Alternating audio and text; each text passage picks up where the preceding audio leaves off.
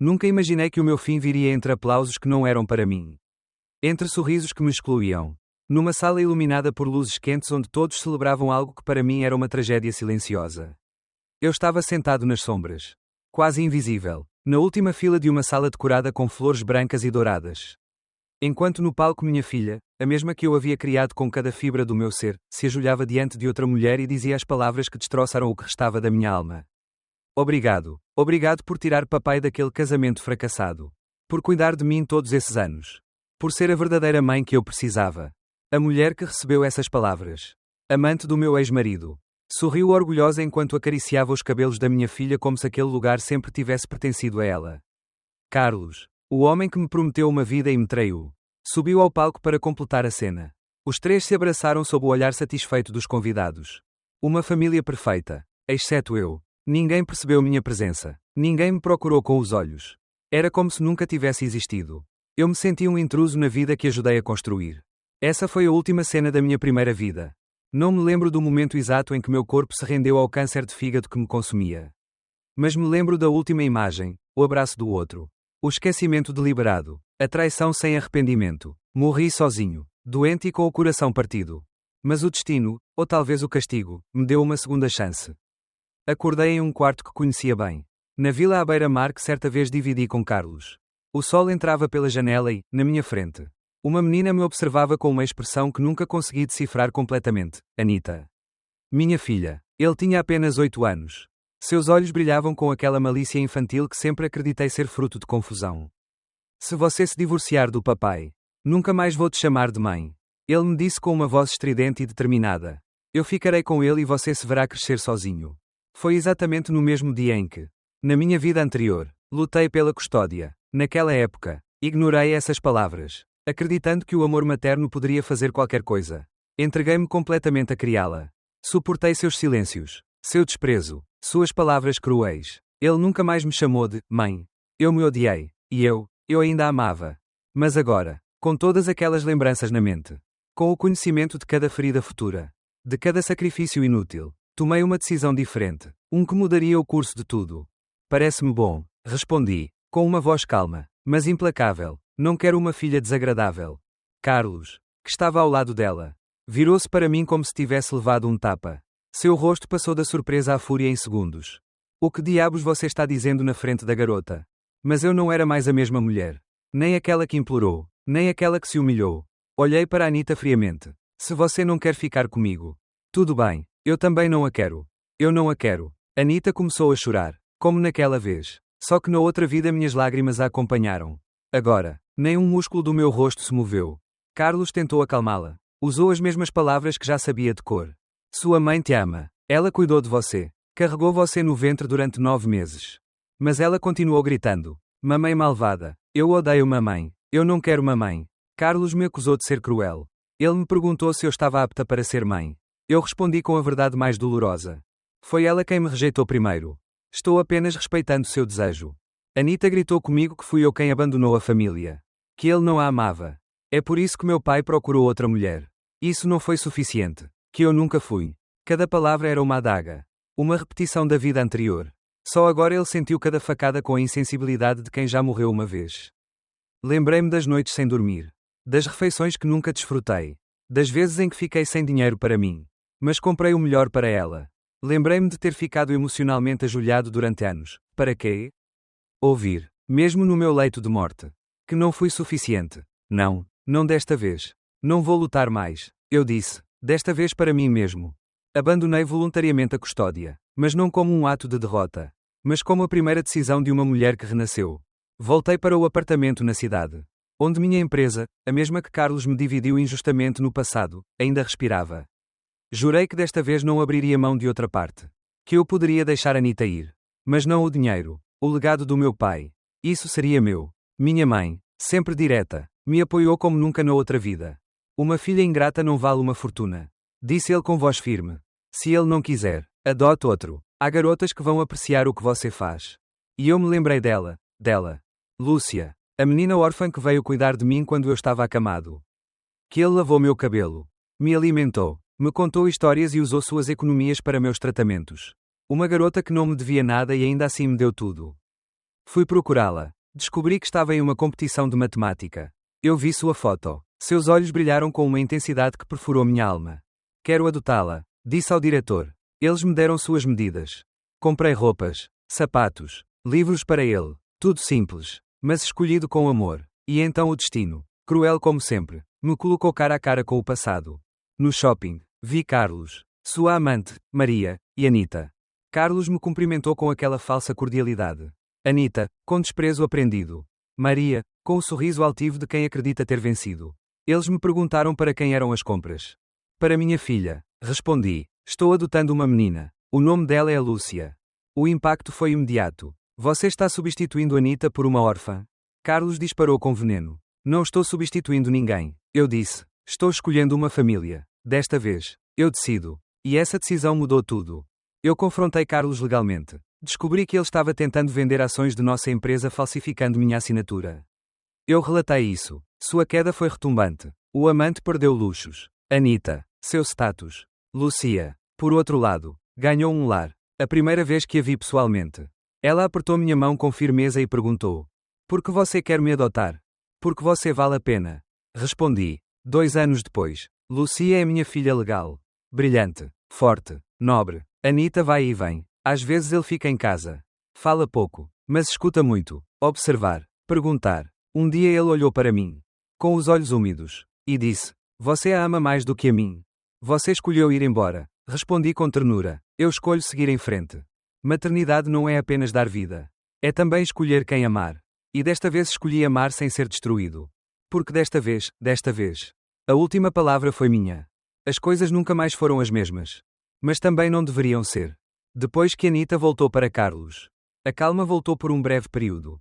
Lúcia e eu mergulhamos na nossa rotina, cafés da manhã simples mas compartilhados. Tardes de estudo, leitura em voz alta e noites em que sentávamos na varanda para ver as luzes da cidade. Conversando sobre tudo e nada. Ele me surpreendeu todos os dias com sua maturidade, sua capacidade de ouvir e sua forma única de entender o mundo sem ressentimentos. Mas mesmo a paz mais doce está fadada a ser perturbada quando um passado que se recusa a morrer é arrastado. Certa manhã, enquanto eu revisava os relatórios financeiros no escritório, meu advogado Manuel entrou sem avisar. Seu rosto tenso não anunciava boas notícias. Carlos começou a movimentar dinheiro. Ele deixou escapar. Sabemos que ele acessou fundos da joint venture. Pensamos que não poderia tocar nele sem a sua assinatura. Mas, perguntei friamente. Ele está falsificando. Tentou vender parte de suas ações a um concorrente utilizando documentos fraudulentos. Descobrimos isso porque um de nossos clientes, o comprador, queria verificar a legitimidade da transação. Meu estômago se contraiu. Vamos parar com isso. Já. Mas você tem que autorizar uma ação judicial por fraude e uso indevido de identidade. Se agirmos agora, não só o impediremos de vender qualquer coisa, como também poderemos congelar todos os seus bens, incluindo o que foi transferido para o nome de Maria. Eu não hesitei. Faça isso, sem contemplações. Naquela mesma tarde, Carlos me ligou. Você está louco? Ele cuspiu, furioso. Um processo. Eu sou o pai da sua filha. E sou mãe de uma menina que criei sozinha enquanto você esvaziava minhas contas. Então, diga-me, quem traiu quem primeiro? Isso vai custar caro para você. Ele ameaçou. Carlos, já foi caro para mim. Custou-me anos, saúde, dignidade. Agora, só vou recolher o que me pertence. Ele desligou. E pela primeira vez senti que a raiva não era minha inimiga, mas meu combustível. Lúcia percebeu que algo estava acontecendo. Ele sempre fez isso. Seu ex-marido de novo? Ele perguntou enquanto cortava legumes para o jantar. Eu balancei a cabeça. Ela não perguntou mais nada. Ela apenas me serviu um prato e deixou-o na mesa, com aquela serenidade que nunca senti em Anita. Às vezes me perguntava como uma menina com uma infância tão difícil poderia demonstrar mais compaixão do que alguém que tinha tudo. Mas aprendi que não se trata do que você recebe, mas de como você escolhe responder. As consequências não demoraram muito. Carlos foi obrigado a vender propriedades, inclusive a mansão onde moravam. Maria, com o orgulho ferido, começou a vazar comentários venenosos nas redes sociais. Eles se faziam passar por vítimas, uma mãe rancorosa arruinado a vida da filha. Uma empresária vingativa. Nada de novo sob o sol. Mas eu não era mais aquela mulher que tremia diante das críticas. E então, o inesperado aconteceu. O diretor da escola da Anita me ligou. Ocorreu um incidente, disse ele, com a voz preocupada. Precisamos que você venha o mais rápido possível. Eu corri. O coração batia como um tambor de guerra. Quando cheguei, Encontrei Anita na enfermaria. Ela não estava ferida fisicamente. Mas seus olhos diziam outra coisa. Vazio. Quebrado. Senhora Vega, o diretor me cumprimentou. Sua filha teve um episódio emocionante. Encontramos ela sozinha, chorando, no banheiro. Ele não respondeu. Anita evitou olhar para mim. Mas seus dedos agarraram-se à mochila como se fosse a única coisa que ainda pudesse controlar. O que aconteceu? Perguntei baixinho. Ela finalmente olhou para cima. Ouvi Maria dizer ao papai que tudo foi um erro. Que ele nunca quis a filha de outra pessoa. Ou eu ou ela. Que ela já está cansada de fingir. Suas palavras me perfuraram. E seu pai? Ele permaneceu em silêncio. Então ele me disse para ir para o meu quarto. Fechei a porta. Eu ouvi gritos, acertos, silêncios. E eu fugi. Uma pausa. Eu não sabia para onde ir. Então eu vim aqui. Aproximei-me dele lentamente, sem dizer uma palavra. Peguei sua mão. Posso ficar com você? Sussurrar. Eu não respondi imediatamente. Porque o coração, embora ferido, ainda duvida. Mas Lucia tinha razão desde o início. Algumas feridas não se curam com promessas. Mas com ações. Sim, Anita. Você pode ficar. Naquela noite, a casa estava diferente. O ar tinha peso. Lúcia não falou muito, mas antes de dormir, deixou um cobertor dobrado na cama de hóspedes. Um simples gesto, mas carregado de significado. E então chegou o momento inevitável. Porque você nunca me contou a verdade? Anita perguntou da porta do meu quarto. Sobre ele, sobre o amante, sobre a empresa. Sempre pensei que você o estava destruindo por vingança. Porque você era uma menina. Respondi. E porque eu estava animado porque um dia você entenderia por si mesmo. Mas eu estava errado. Eu não deveria ter protegido você tanto da verdade. E agora? Agora, vou-te mostrar tudo. Sem frescuras. Os dias seguintes foram cheios de revelações. Mostrei-lhe os registros bancários. Os contratos alterados. As mentiras de Carlos. A maneira como ele manipulou até as emoções mais inocentes para que tudo girasse a seu favor. Anita ouviu em silêncio. Às vezes ele interrompia. Às vezes eu chorei. Mas ele não foi embora. Maria disse que eu era um fardo. Ele me confessou uma noite. Eu gostaria que você nunca tivesse aparecido. Que antes de você tudo era perfeito. E o que você acha? Que eu tive a mãe errada por muitos anos. Ele sussurrou. E que talvez eu ainda possa aprender a ser filha. Uma semana depois, Carlos apareceu na porta. Isso é uma loucura. Anita é minha, devolva para mim. Não é um objeto. Nenhuma propriedade. Não é um troféu. É uma menina. E você não está apto para cuidar dela. Carlos tentou empurrar a porta. Mas atrás de mim, uma voz o deteve. Eu não quero voltar para você. Anita. Ele apareceu no final do corredor. Com a cabeça erguida e os olhos firmes. Eu quero ficar aqui. Carlos ficou sem palavras. Então ele cuspiu uma última ameaça e saiu. Para sempre. Meses depois, o tribunal decidiu a meu favor. Custódia total. E não há acesso sem avaliação psicológica prévia. Carlos afundou. Maria o abandonou. E nos círculos empresariais, seu nome tornou-se sinônimo de fraude e decadência. Eu, por outro lado, reconstruí minha vida, não para se vingar, mas para me mostrar que eu merecia ser feliz. Lucia e Anita agora dividiam quarto. Risadas e tarefas. Às vezes elas discutiam, como irmãs, mas no final do dia, eles dormiram sabendo que estavam em casa. Uma casa de verdade. Sem gritos. Sem mentiras. Sem fingir amor. Somente com a verdade. Cru. Doloroso. Mas sincero. Porque quando você escolhe uma nova família, você também escolhe a quem vai contar a verdade. E a verdade é que foi o primeiro verdadeiro ato de amor que ofereci à minha filha. Carlos Giménez sempre foi um homem que soube se mover entre as sombras. Seu charme superficial, sua capacidade de manipular palavras e seu talento para fazer passar a ambição por visão de negócios fizeram dele, durante anos, uma figura respeitada, temido, admirado. Ninguém olhou por baixo do terno sob medida. Dos sorrisos ensaiados. Dos discursos nas reuniões de investidores. Ninguém, exceto eu. E agora, também Anita. Depois de perder a custódia de nossa filha e enfrentar um processo por fraude e falsificação. Carlos tentou se manter à tona com o pouco que lhe restava, contatos. Orgulho e sua capacidade de disfarçar a ruína com discursos grandiosos. Mas o castelo de cartas que ele construiu durante tanto tempo começou a desabar. Primeiro foram os sócios que lhe viraram as costas. Depois, os funcionários que desertarão após saberem as verdadeiras causas de sua queda. Mais tarde, Maria o deixou sem avisar, levando consigo as últimas joias que não havia vendido e deixando uma pequena carta que dizia: Eu não vou ficar parado vendo você se despedaçar. Não foi isso que você prometeu. Carlos ficou sozinho num apartamento alugado com paredes descascadas, sem aquecimento suficiente e com contas acumuladas numa bandeja empoeirada junto à porta. Ninguém o visitou. Ninguém ligou para ele, nem mesmo a imprensa, que perdeu o interesse por ele quando sua queda virou notícia velha.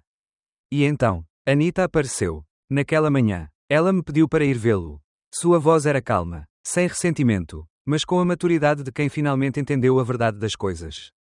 Não quero que ele fique sem saber o que penso. Mas também não vou consolá-lo. Ele me disse: eu só preciso de um encerramento. Eu a acompanhei. Não disse uma palavra durante o passeio. Limitei-me a dirigir, enquanto Lucia nos observava da janela do apartamento. Sua pequena figura se despedindo com a mão tímida erguida. Carlos abriu a porta com uma longa barba e olhos fundos. Ele usava calça de moletom e uma camiseta desbotada que antes era branca. Ao ver Anita, ele se endireitou ligeiramente, como se seu corpo se lembrasse vagamente da dignidade. Anita, ele murmurou. Filha. Ela entrou sem ser convidada. Sentou-se na única cadeira decente da sala. Olhando a bagunça, as latas vazias, as contas em aberto sobre a mesa, os papéis legais espalhados como feridas não curadas. Eu não vim para ficar. Ele disse sem rodeios. Vim contar o que tenho a dizer. Carlos olhou para ela, confuso. Eu ainda achava que tinha o controle. Ele ainda achava que bastava bancar a vítima para reconquistar seu mundo. Isso é tudo culpa da sua mãe. Ela me destruiu. Ele começou. Mas Anita o interrompeu. Não, você se destruiu. Mamãe simplesmente parou de salvar você. Suas palavras cortaram o ar como uma faca. Carlos engoliu em seco. Ele tentou sorrir. Sem jeito. Ela encheu sua cabeça de mentiras. Não, isso abriu meus olhos, disse Anita. E você ficou encarregado de terminar o trabalho. Houve um silêncio tenso. Não posso continuar odiando ela. Continuou a garota. Não depois de tudo que vi. O que você fez. O que você permitiu que Maria dissesse sobre mim. Sobre ela. Sobre nossa família. Carlos olhou para baixo. Suas costas anteriormente eretas curvaram-se ligeiramente. Ele não era mais o homem que ditava ordens. Ele era um reflexo quebrado de si mesmo. Eu só queria o melhor para você. Ele tentou. Não. Você queria o melhor para você. E se eu me encaixo nisso? Tudo bem. Se não, também. Carlos permaneceu em silêncio. Pela primeira vez, ele entendeu que havia perdido algo que não pode ser recuperado: o respeito da filha. Eu não odeio você, pai, disse Anita em voz baixa. Mas também não posso admirar você. Ele se levantou. Esperei por ela nas soleiras. Carlos olhou para mim. Ele tentou dizer alguma coisa. Mas não havia nada que pudesse reparar o que estava quebrado. Adeus. Anita murmurou. E foi isso. O último adeus. Sem gritos. Sem drama. Apenas a amarga aceitação do que não seria mais. No carro, Anita não chorou. Ela apenas olhou pela janela. Pensativa. Achei que iria vê-lo desabar. Disse ele depois de um tempo. Mas não. Estava simplesmente vazio. A queda nem sempre é um espetáculo. Respondi. Às vezes é um silêncio que dura para sempre. Quando chegamos em casa, Lucia havia preparado chocolate quente. Anita sentou-se ao lado dela no sofá, sem dizer nada, e aceitou a xícara que ela lhe ofereceu. Então, ela apoiou a cabeça no ombro dele. Eles não precisavam conversar. Lúcia simplesmente entendeu. E eu, da cozinha, os observei, não com tristeza, mas com aquela estranha paz que surge quando tudo está dito. Carlos caiu. Mas da sua ruína emergiu algo mais forte, a consciência de uma filha que finalmente despertou. E nesse despertar encontrei minha maior vitória. 2 anos se passaram. 2 anos desde o divórcio final. Desde o dia em que Carlos foi afastado de nossas vidas como uma sombra que, finalmente, encontrou o seu fim. 2 anos desde que Anita, com a voz trêmula, me pediu permissão para ficar. Não apenas alguns dias, mas para sempre. E já que Lucia, sem dizer uma palavra, abriu espaço para ele no armário. A vida, no seu jeito silencioso, nos ensinou a respirar juntos. Eu me chamei de mãe, novamente. Não porque alguém exigiu, mas porque minhas filhas, sim, no plural, me devolveram sem condições. Anita levou meses para pronunciar a palavra naturalmente. No início fiz isso como se estivesse experimentando um sabor novo e incerto. Mas um dia, depois de uma prova escolar, ele entrou correndo em casa e gritou: Mãe, tirei 10. E eu sabia que não era mais apenas uma palavra. Era uma ponte. Lucia, por sua vez, nunca precisou de rótulos. Ela foi a base da nossa nova família. Sua maturidade continuou a me impressionar, mas ele também começou a revelar seu lado infantil. Às vezes ele me pedia para ler histórias para ele antes de dormir. Ou ele se aconchegava ao meu lado no sofá, pedindo abraços sem dizer nada. Em pouco tempo nos tornamos o que nunca tive com Carlos, uma família real. Não é perfeito, mas honesto. Profissionalmente, minha empresa floresceu, uma vez livre do fardo da manipulação de Carlos e dos contratos tóxicos que me prendiam. Comecei a tomar decisões com clareza. Reestruturei, investi em inovação, contratei jovens talentos, meus ex-colegas, Que antes me viam com desconfiança por estar distraído com assuntos pessoais. Agora me viam como um mentor e parceiro. Recebi prémios. Eles me convidaram para conferências. Fui publicado em revistas de negócios. Mas nada se comparava aos jantares em casa com Lucia e Anita, onde conversávamos sobre os seus projetos escolares, matemática e literatura, ou mesmo sobre como fazer o melhor arroz doce do mundo, uma competição que ambas encaravam com a seriedade de uma cimeira diplomática. Carlos, entretanto, caiu no anonimato. A última coisa que soube foi que ele trabalhava numa oficina mecânica, sob as ordens de um ex-colega. Maria o deixou definitivamente. Segundo rumores, ele agora morava em outro país, com outro sobrenome, como se pudesse mudar de alma apenas fugindo. Anita nunca mais pediu para vê-lo. E eu não me contive. Não por vingança, mas porque, desta vez, ela também aprendeu a se proteger. Um dia, Anita recebeu um convite para participar de uma Olimpíada académica. Ela foi selecionada para representar sua escola em História e Língua. Ao retornar do exame de qualificação, ele se jogou em meus braços com um misto de orgulho e nervosismo. Eu não poderia ter feito isso sem você, disse ele. Você mesmo fez isso, respondi. Lúcia, que observava da mesa, murmurou. Tecnicamente, não sozinho. Mamãe preparou você a semana toda. Anita sorriu. Verdadeiro. Obrigado, mãe. Meu coração pulou uma batida. Não porque ele não dissesse isso com frequência agora, mas por causa do tom. Houve ternura, havia pertencimento, havia verdade. Meses depois, quando foi premiada na cerimónia regional, subiu ao palco sem hesitar. Deram-lhe a medalha. Ele pegou o microfone, diante de todo o público.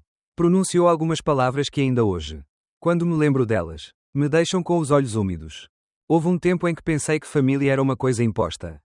Isso foi herdado, que você não poderia escolher. Mas eu estava errado. A família também se constrói. E às vezes, a melhor família começa quando uma mãe decide não desistir, mesmo quando a filha a rejeita. Ele desceu do palco direto para mim e me abraçou. Os aplausos não importaram, nem mesmo as câmaras. Apenas aquele gesto, que curou tudo o que já estava quebrado. Numa tarde de domingo, enquanto caminhávamos pelo parque, Lucia me pegou pela mão e disse, sem avisar, quando eu crescer, quero ser como você. Bem-sucedido? Perguntei a ele brincando. Não, ele respondeu com um sorriso tímido. Paciente. E forte, mesmo que doa. Anita, que caminhava ao nosso lado, acrescentou. E corajoso, porque ninguém se atreve a recomeçar como você. E aí eu entendi. A redenção nem sempre vem na forma de desculpas. Às vezes, isso vem no reflexo de suas filhas. A seu respeito, em seu amor sem condições. Meu nome não era mais apenas Helena Vega. Foi a mãe, dedos. E isso, mais que sucesso, mais que prémios, mais que contas bancárias lotadas. Foi a verdadeira vitória da minha vida.